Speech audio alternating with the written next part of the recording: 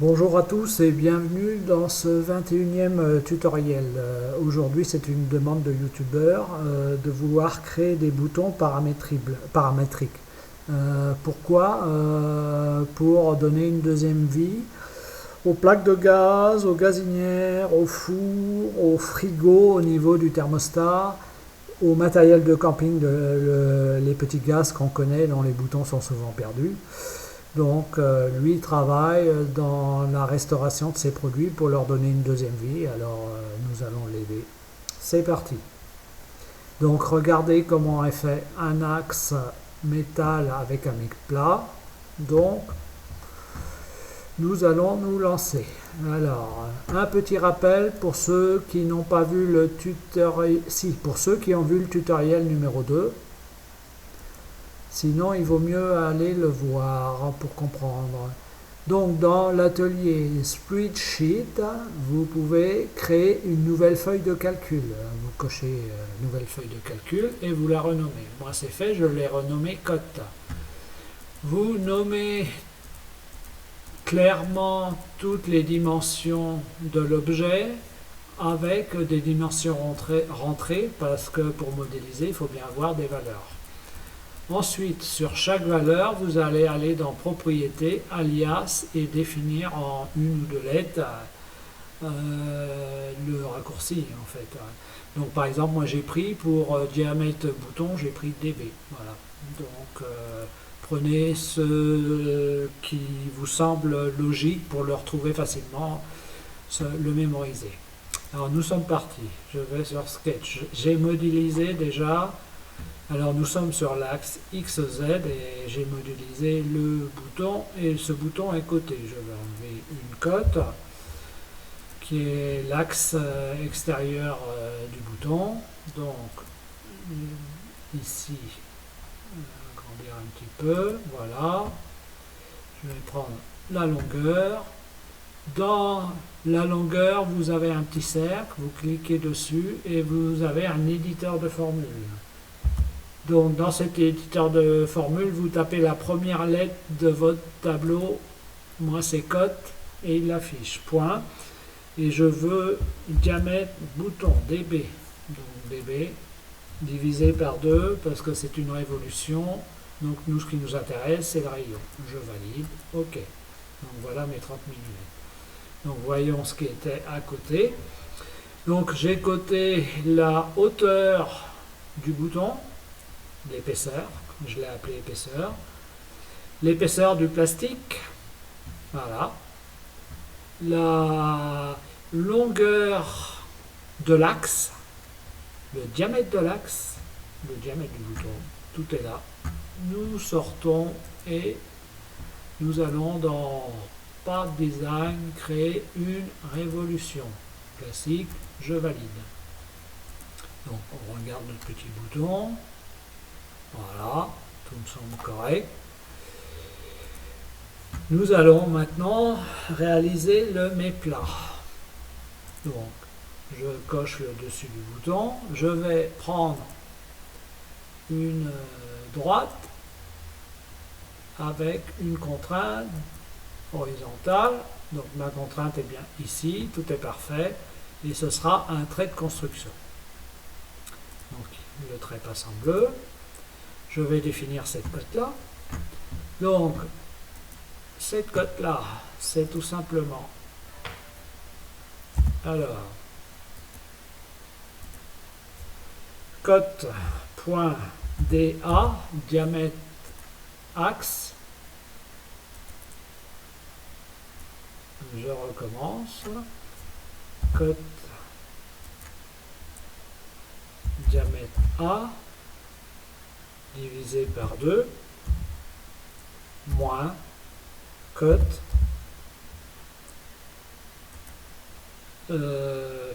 mesure mes plats.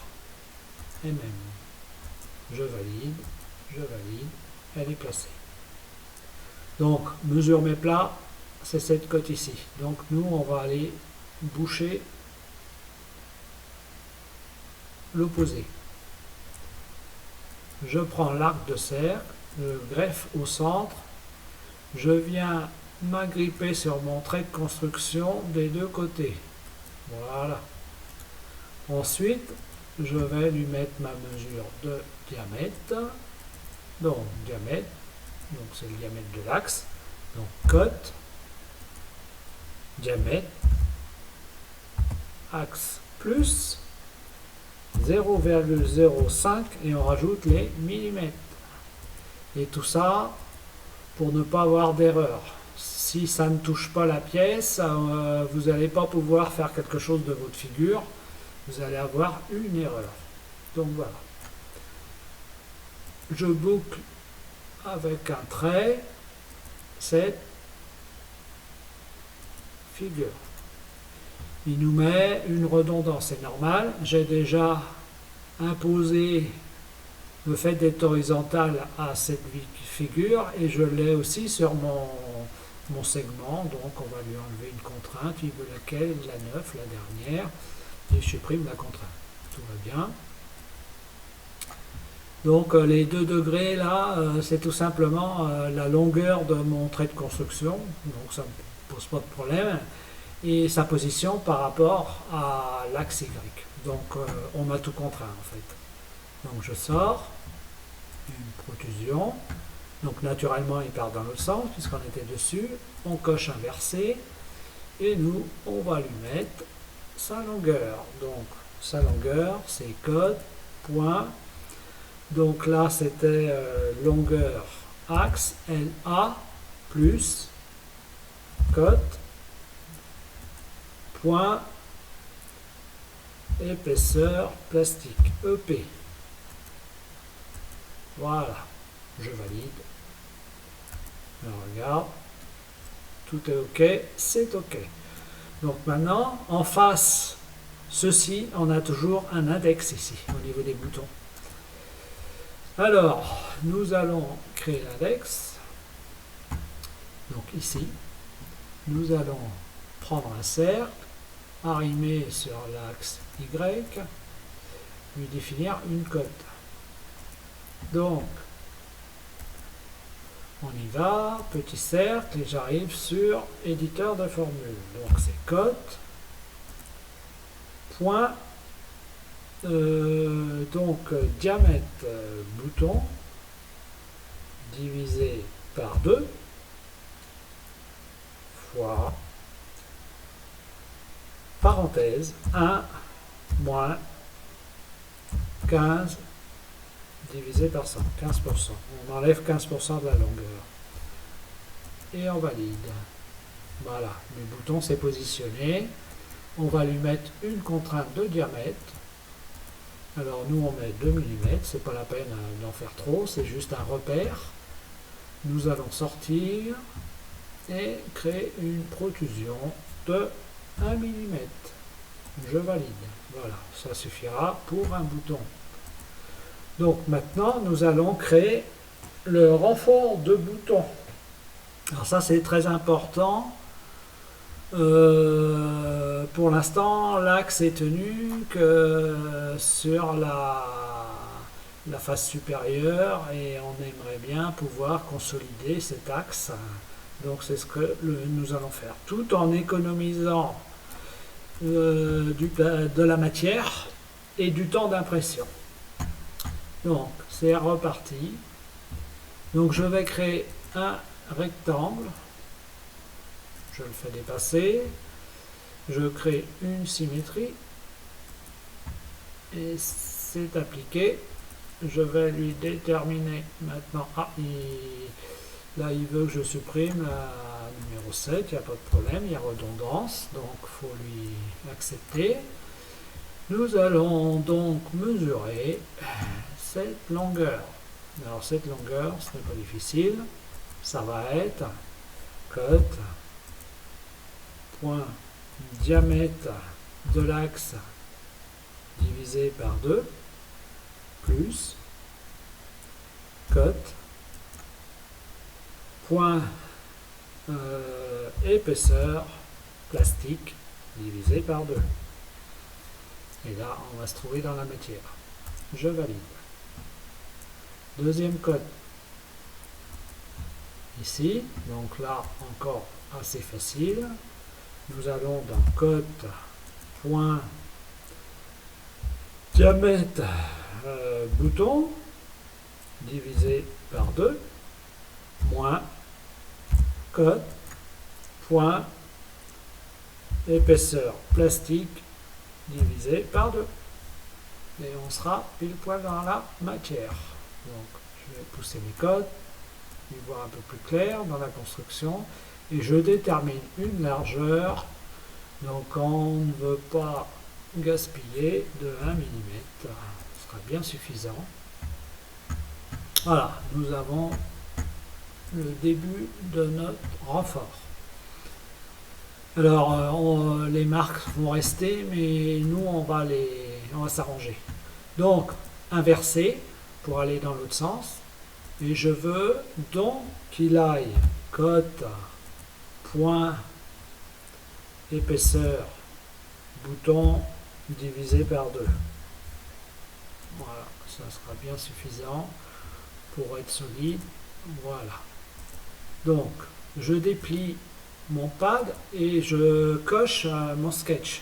Et là, alors une chose qu'on n'a jamais fait dans nos tutos, on va aller dans Attachment et on va lui mettre un petit négatif en Z, on va lui mettre 0,5 mm, soit 500 microns. Appliqué, voilà, la trace a disparu. Alors, ça sert qu'à ça, hein. Ça ne change pas la figure. Donc, nous allons voir dessous. La première est créée, tout va bien, notre méplat est créé. Donc, nous allons appliquer une fonction circulaire et on va lui ajouter 6 éléments. Je valide. Donc, allons voir dessous. Voilà. Notre renfort est impeccable. L'axe, en fait, a sa fragilité juste ici. Et on a ces renforts de tous les côtés. Liés au plastique en haut, liés au bouton, à la périphérie du bouton. Là, vous pouvez dormir tranquille. Le bouton est solide. Et avec un minimum, on va recréer maintenant un minimum de gaspillage. On va recréer maintenant le cercle pour boucher le dessus du bouton. Voilà. Et le diamètre, c'est naturellement contrainte de diamètre. C'est cote point diamètre axe DA. Et je valide. Voilà. Je vais sortir et lui imposer une révolution inversée, pas une révolution, une protrusion inversée de cote point épaisseur grand E du plastique. Je valide. Ok, voilà. Notre bouton commence à prendre forme. On a ça, on a le méplat, on a l'index, c'est bouché. Donc tout va bien pour l'instant. Nous allons donc créer un pad. Le body 001. Et dans body 001, on va aller dans l'esquisse X, Y et c'est parti. Nous allons donner de l'adhérence au bouton. Un bouton lisse, c'est pas très agréable. Donc, une distance de facile, cote, point, diamètre, bouton divisé par 2. Voilà. Et maintenant, on va lui imposer un petit diamètre de 2 mm, ce sera suffisant. Voilà. Nous allons sortir.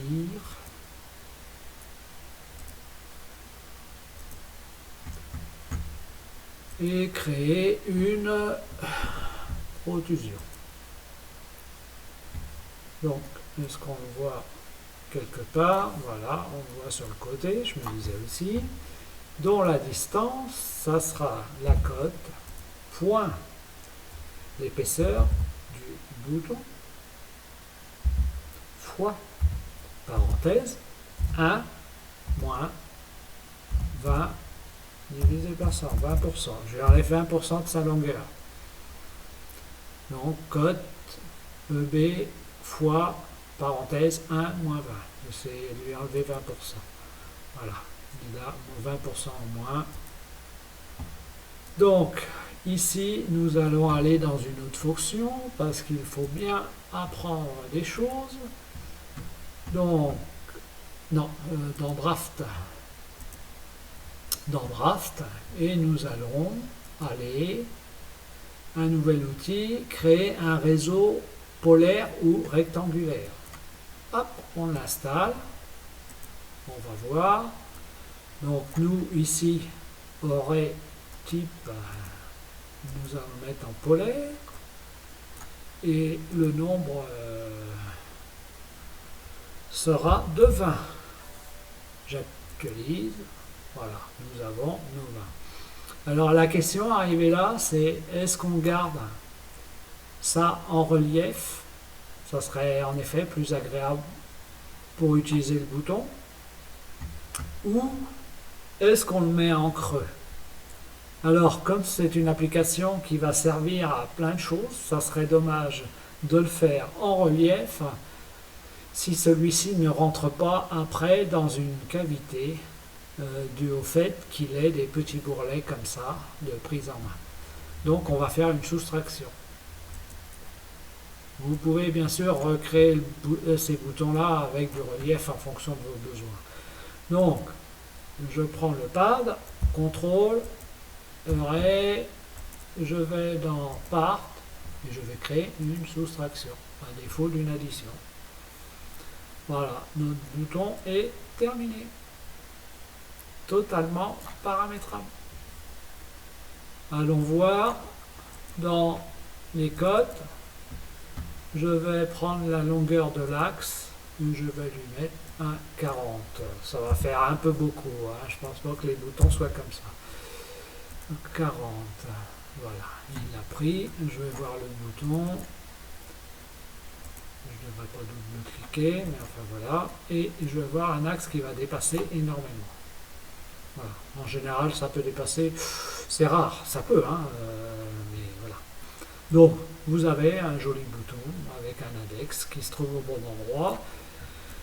Donc j'espère que ça vous a plu. Un petit pouce pour m'encourager et un petit merci à ceux à qui ça va servir. Vous exporterez bien sûr en XTL. Et moi, je vous dis à la prochaine.